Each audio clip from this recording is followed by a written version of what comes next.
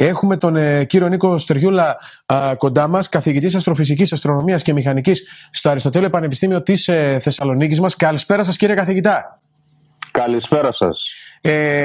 Χωρίς να έχω τις γνώσεις τις οποίες έχετε εσείς, αυτό είναι ηλίου φαϊνότερο, αυτό που έχει παρουσιαστεί πρέπει να είναι κάτι πολύ εντυπωσιακό.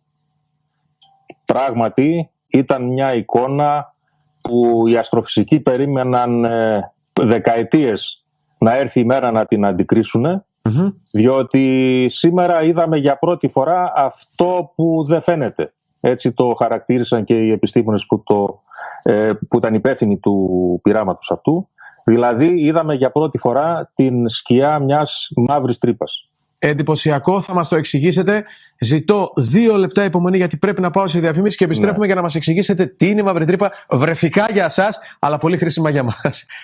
Πολύ ευχαρίστως. Και η είδηση φυσικά είναι σε όλα τα δίκτυα πρώτη, δεν θα μπορούσε να είναι κάτι διαφορετικό, καθώς αυτό το οποίο ζούμε σύμφωνα με τους επιστήμονες είναι κάτι μοναδικό και για πρώτη φορά στην ιστορία. Είναι έτσι? Ακριβώς έτσι. Είναι η πρώτη φορά που είδαμε μια μαύρη τρύπα. Είδαμε τη σκιά που ρίχνει πάνω στην ύλη η οποία περιφέρεται γύρω της, και μάλιστα η πρώτη εικόνα που είδαμε είναι από έναν γαλαξία, όχι το δικό μας, έναν διαφορετικό γαλαξία, ο οποίος απέχει 55 εκατομμύρια έτη φωτός μακριά από εμάς.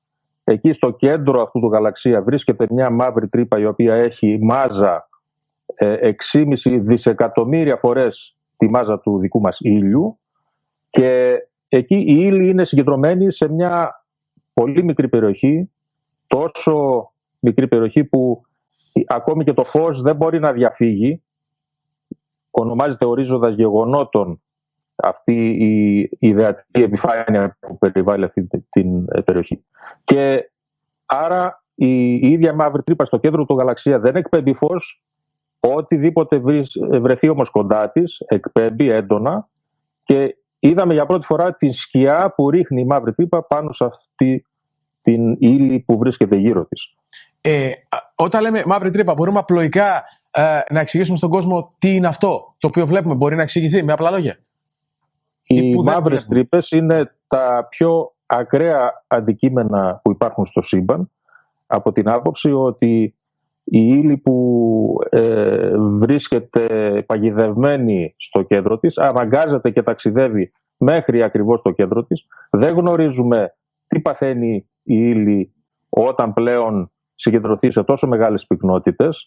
Υπάρχουν κάποιες υποθέσεις που έχουν γίνει από φυσικούς, αλλά δεν μπορούμε να κάνουμε κάποιο πείραμα για να το επιβεβαιώσουμε.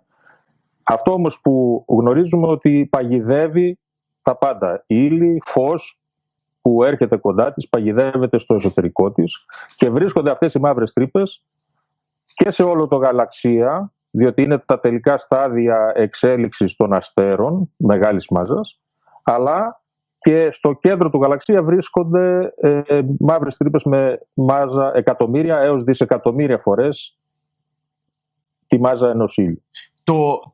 Το φως τότε από πού προέρχεται και βλέπουμε στο περίβλημα, ας πούμε, της τρύπας την ύλη? Από πού φωτίζεται?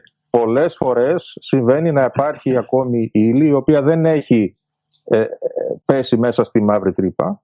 Θα συμβεί και αυτό στο μέλλον, αλλά ακόμη περιφέρεται γύρω της, και στο συγκεκριμένο γαλαξία που ονομάζεται M87 συμβαίνει να υπάρχει ακόμη πολύ μεγάλη ποσότητα ύλης η οποία περιφέρεται. Αυτή, όσο πλησιάζει προς τη μαύρη τρύπα, εκπέμπει, επειδή αποκτά μεγάλες ταχύτητες, εκπέμπει έντονη ακτινοβολία, αυτή είδαμε, ενώ από την πίσω πλευρά της μελανισοπής εκπέμπεται λιγότερο. Έτσι, η εικόνα που είδαμε μας δείχνει ένα δακτύλιο, όπου στην πλευρά προς εμάς που η ύλη έχει ταχύτητα που μας πλησιάζει έχουμε έντονη ακτινοβολία, στην άλλη πλευρά έχουμε λιγότερο έντονη, και στο κέντρο δεν έχουμε ακτινοβολία. Εκεί δηλαδή που υπάρχει μαύρη τρύπα δεν υπάρχει ακτινοβολία, είναι ακριβώς η σκιά που ρίχνει η μαύρη τρύπα, που αυτό το προέβλεψε για πρώτη φορά η γενική θεωρία σχετικότητας που διατύπωσε ο Άλμπερτ Άινστάιν πριν από πάνω από έναν αιώνα, το 1915 συγκεκριμένα. Μάλιστα. Άρα, για να το πω απλοϊκά, και φυσικά με καλό θα με διορθώσετε, είναι ένας χώρος, η Μαύρη Τρύπα, όπου δεν έχει τα χαρακτηριστικά της βαρύτητας ή τα υπόλοιπα χαρακτηριστικά του υπόλοιπου γαλαξία. Είναι ένας κλειστός χώρος. Ας πούμε, Μαύρη Τρύπα, μια οποία όποτε μπει εκεί μέσα καταστρέφεται, ή ό,τι τέλος πάντων συμβαίνει εκεί μέσα. Μια απομονωμένη περιοχή του σύμπαντος. Ακριβώς. Έχει βαρύτητα, έχει την πιο έντονη βαρύτητα που μπορεί να υπάρξει, και εξαιτίας αυτού του γεγονότος η βαρύτητα είναι που παγιδεύει τα πάντα μέσα σε αυτή την περιοχή και την καθιστά απομονωμένη από το υπόλοιπο σύμπαν. Δεν μπορεί να κινηθεί εκτός αυτής, δηλαδή, όπως γίνεται στον υπόλοιπο γαλαξία. Γαλαξία να το λέω, ή σύμπαν. Ποιο είναι το σωστό? Στο σύμπαν το ορατό που γνωρίζουμε υπάρχουν εκατοντάδες δισεκατομμύρια γαλαξίες. Σε κάθε γαλαξία υπάρχουν εκατοντάδες δισεκατομμύρια αστέρες, και μαύρες τρύπες υπάρχουν και στο μέγεθος αστεριών και εκατομμύρια ή δισεκατομμύρια φορές μεγαλύτερες. Στο κέντρο κάθε μεγάλου γαλαξίας, στην πραγματικότητα, υπάρχει τουλάχιστον μία μαύρη τρύπα, καμία φορά και δύο, εάν αυτός έχει προκύψει από συγχώνευση δύο διαφορετικών γαλαξιών. Άρα λέμε ότι κάθε γαλαξία έχει μαύρη τρύπα. Τώρα θα πήγα να ρωτήσω πώς διαμορφώθηκαν αυτοί. Λέτε ότι είναι δηλαδή το σημείο που, δεν έχει που έχει τη μεγαλύτερη βαρύτητα. Που έχει τη μεγαλύτερη, ναι. Εκεί, στην αρχική περίοδο δημιουργίας του γαλαξία, εκεί στην κεντρική περιοχή υπήρχε πολύ αέριο, αυτό κατέρευσε, δημιουργήθηκε μια πρώτη μαύρη τρύπα και αυτή στη συνέχεια συγκέντρωσε όλο και περισσότερο αέριο, ώσπου έφτασε στη σημερινή τιμή μάζας που έχει. Μάλιστα. Κάποτε τα βλέπαμε σε εταιρείες επιστημονικής φαντασίας, αυτά τώρα τα βλέπουμε σε εικόνα. Πραγματικά, αυτό για μας που διδάσκουμε τέτοια αστροφυσική στους φοιτητές μας, που μέχρι τώρα πάντα έπρεπε να δείχνουμε μια καλλιτεχνική αναπαράσταση, τώρα πλέον θα μπορούμε να δείχνουμε και πραγματικές εικόνες, και μάλιστα θα ακολουθήσουν και άλλες, διότι αυτό το πείραμα που έγινε, όπου χρησιμοποιήθηκαν 8 ραδιατηλεσκόπια απλωμένα σε όλο τον πλανήτη μας, αυτό το πείραμα παρατήρησε και την μαύρη τρύπα στο δικό μας το γαλαξία. Αναμένονται λοιπόν και νεότερα αποτελέσματα το επόμενο διάστημα, και επίσης έχουν υποσχεθεί ότι θα και άλλα να αυξηθεί η διακριτική ικανότητα, να μπορούμε να βλέπουμε όλο και πιο καθαρές εικόνες, μέχρι το σημείο που να μπορέσουμε να ελέγξουμε με ακρίβεια κατά πόσο ευσταθεί η γενική θεωρία του Einstein, η γενική θεωρία της σχετικότητας του Einstein, ή αν χρειάζεται κάποια διόρθωση αυτή η θεωρία. Μάλιστα. Δηλαδή θα φτάσουμε εκεί στο επόμενο διάστημα. Είναι η αρχή μιας νέας μεγάλης πορείας στην αστρονομία και στην αστροφυσική. Αυτή την εικόνα από τη μαύρη τρύπα του δικού μας γαλαξία την έχουμε? Υπάρχει εικόνα, υπάρχουν περισσότερα στοιχεία? Γιατί θεωρητικά είναι πιο κοντά, πιο εύκολο να την εντοπίσουν τα επιστημονικά όργανα. Πράγματι, είναι πιο κοντά, αλλά είναι και μικρότερη. Ναι.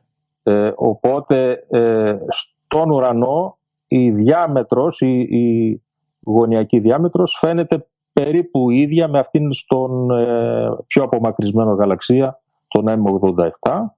Ο λόγος που δεν παρουσίασαν σήμερα την εικόνα για το δικό μας το γαλαξία είναι διότι η ύλη που περιφέρεται γύρω από αυτήν παρουσιάζει πιο γρήγορες διακυμάνσεις, και έτσι αυτές οι γρήγορες διακυμάνσεις θόλωσαν κάπως την εικόνα. Έχουν την εικόνα, αλλά είναι ακόμη κάπως θολή. Θα πρέπει να την επεξεργαστούν περισσότερο, ενδεχομένως στο μέλλον να κάνουν καλύτερες και πιο μακροχρόνιες παρατηρήσεις, ούτως ώστε να προκύψει μία εικόνα με όμοιας ευκρίνειας όπως αυτή που είδαμε σήμερα από τον πιο μακρινό γαλαξία. Άρα επιστημονικά αυτό που κερδίζουμε από την σημερινή παρουσίαση τι είναι, βλέποντας αυτήν την εικόνα? Πρώτα, εάν είχε κάποιος έστω ένα της χιλής κάποια αμφιβολία ότι μήπως οι μαύρες τρύπες που προβλέπονται από τη γενική θεωρία σχετικότητας και τις έχουμε δει ως φαινόμενα, όχι άμεσα, αλλά ως φαινόμενα έχουμε δει τις συνέπειες αυτών σε πολλές άλλες περιπτώσεις. Αν κάποιος είχε μέχρι στιγμής έστω μια μικρή αμφιβολία, αυτή πλέον έχει εξανεμιστεί. Πλέον με βεβαιότητα μπορούμε να πούμε ότι αυτά είναι υπαρκτά αντικείμενα, έχουν τις ιδιότητες που περιγράφει η Γενική Θεωρία Σχετικότητας, τουλάχιστον μέχρι και τον ορίζοντα γεγονότων, εντός της μελανής δεν γνωρίζουμε τίποτα, με βεβαιότητα, υπάρχει μεγάλη βεβαιότητα, αλλά τουλάχιστον μέχρι και τον ορίζοντα γεγονότων κερδίσαμε αυτό, ότι πλέον υπάρχει αυτή η βεβαιότητα. Άρα έχουμε φτάσει μέχρι την ΟΠΗ. Δεν έχουμε μπει μέσα. Ακριβώς. Ναι, ακριβώς. Πώς μπορεί όμως να συμβεί αυτό, να δούμε μέσα σε μια κατάσταση η οποία δεν έχει τις συνηθισμένες συνθήκες τι ακριβώς συμβαίνει? Ναι. Η φυσική που γνωρίζουμε σήμερα μας λέει ότι δεν πρόκειται να δούμε. Δεν πρόκειται. Εάν ανατραπεί αυτή η φυσική στο μέλλον, αλλά τουλάχιστον με τις σημερινές μας γνώσεις, δεν θα μπορέσουμε να δούμε τι βρίσκεται στο εσωτερικό, παρά θα μπορέσουμε μόνο να εξάγουμε συμπεράσματα από τις ιδιότητες της μαύρης τρύπας στον εξωτερικό χώρο. Μάλιστα. Το πώς περιστρέφεται, το πώς παραμορφώνεται. Ερώτηση. Από τέτοιες ιδιότητες, ναι.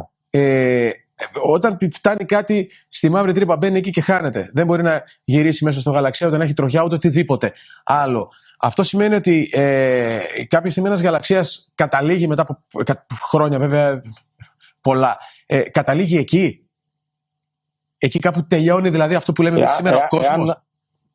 Εάν αφήσουμε μπροστά το χρόνο να κυλήσει και να φανταστούμε το πώς θα δισεκατομμύρια χρόνια, πολλά χιλιάδες δισεκατομμύρια, ίσως και περισσότερο, σε τόσο μεγάλες χρονικές κλίμακες, στο τέλος ενδεχομένως να υπάρχουν μόνο μελανές οπές.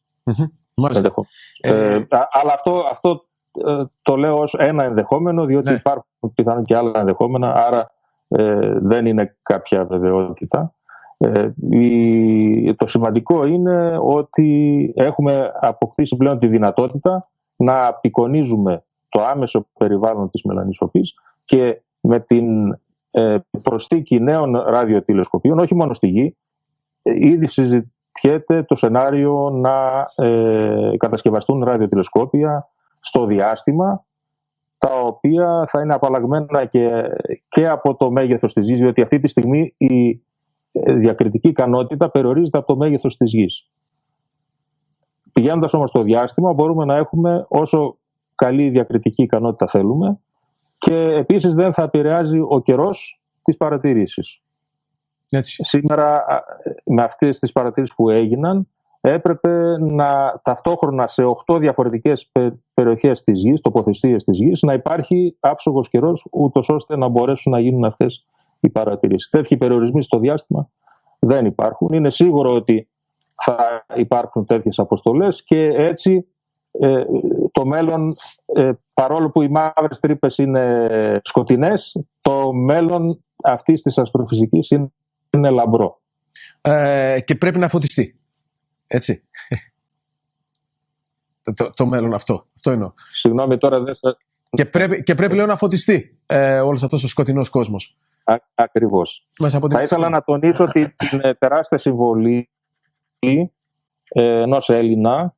Είναι ο κύριος Δημήτριος Ψάλτης, είναι καθηγητής στο Πανεπιστήμιο του Αριζόνα και απόφοιτος του δικού μας τμήματος φυσικής του ΑΠΙΘΙΤΑ, ο οποίος είναι ο επικεφαλής του επιστημονικού μέρους του προγράμματος, project scientist, όπως είναι ο ρόλος του εκεί.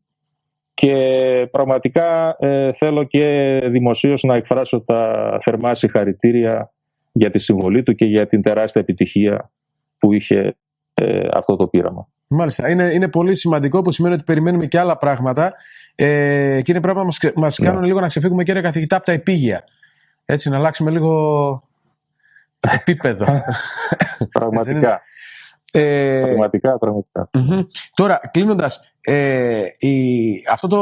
είχα μια ερώτηση να πω ότι πολλές φορές βλέπουμε στις ταινίες, επειδή το ανέφερα κάποια στιγμή, ότι μπαίνεις μέσα στην μαύρη τρύπα και βγαίνεις σε άλλες διαστάσεις, βγαίνεις αλλού, βγαίνεις αυτά στα επιστημονικές φαντασίες. Αλλά η εικόνα πλέον λέτε ότι δεν υπάρχει καθόλου για το τι μπορεί να συμβεί εκεί. Βλέποντας την εικόνα ενός άλλου γαλαξία, τη μαύρη τρύπα ενός άλλου γαλαξία, υπάρχει και πλανητικό σύστημα εκεί, όπως υπάρχει και σε εμάς, στο δικό μας? πλανητικά συστήματα υπάρχουν γύρω από όλους τους αστέρες από τους οποίους αποτελείται ο κάθε γαλαξίας. Δηλαδή στο δικό μας γαλαξία υπάρχουν 200 δισεκατομμύρια αστέρια. Γύρω από σχεδόν κάθε τέτοιο αστέρι υπάρχουν πλανήτες. Έχουν εντοπιστεί χιλιάδες μέχρι σήμερα. Και το ίδιο επαναλαμβάνεται και σε κάθε άλλο γαλαξία. Μάλιστα έχει υπολογιστεί ότι μόνο στο δικό μας το γαλαξία θα μπορούσε να υπάρχει ένας αριθμός περίπου 50 εκατομμυρίων πλανητών που να έχουν παρόμοιο μέγεθος και παρόμοιες συνθήκες με το δικό μας πλανήτη. Είναι ένα τρομακτικά μεγάλος αριθμός, μόνο στο δικό μας. Και αυτός πρέπει να πολλαπλασιαστεί επί 200 δισεκατομμύρια που περίπου τάξη μεγέθους είναι οι γαλαξίες στο ορατό μας σύμπαν. Ναι, αλλά γύρω από κάποιον άλλο ήλιο δεν θα μπορούσαν να υπάρχουν οι συνθήκες στο να αναπτυχθεί η ζωή όπως έχει αναπτυχθεί στον πλανήτη Γη που γνωρίζουμε? Φυσικά και θα μπορούσαν. Φυσικά και θα μπορούσαν και κατά πάση πιθανότητα υπάρχουν. Ναι. Απλά είναι πολύ δύσκολη η επικοινωνία. Αυτό. Δεν έχει φτάσει κανένας. Είναι τόσο μακριά από εμάς αυτοί οι άλλοι πλανήτες. Το φως χρειάζεται πολλά χρόνια για να φτάσει. Όμως οι αστρονόμοι δεν το βάζουν κάτω. Μπορεί να είναι δύσκολη η επικοινωνία, αλλά τα επόμενα χρόνια γίνονται προσπάθειες για να λάβουμε τουλάχιστον εμείς εικόνα από αυτούς τους πλανήτες. Αν δηλαδή, μπορεί κάποια άλλα συστήματα να είναι πιο μπροστά πολλά εκατομμύρια χρόνια από εμάς, που σημαίνει ότι μπορεί να έχουν λύσει αυτά τα προβλήματα τα οποία εμείς συζητάμε. Αν είναι κάτι το ίδιο, έτσι. Δεν αποκλείεται. Ναι. Όλα αυτά είναι μέσα στα ενδεχόμενα. Αλλά είναι όπως λέτε, όλα είναι ενδεχόμενα, γι' αυτό και συναρπάζει αυτό το ενδεχόμενο. Συναρπάζει και μας δίνει ένα κίνητρο να συνεχίσουμε την αναζήτηση. Υπάρχουν πολύ συγκεκριμένα σχέδια για κατασκευή πολύ μεγάλων διαστημικών τηλεσκοπίων, με τα οποία θα μπορούσαμε να λάβουμε ευκρινείς εικόνες από άλλους πλανήτες και να δούμε τη σύσταση της ατμόσφαιράς τους, να δούμε αν έχουν θάλασσες και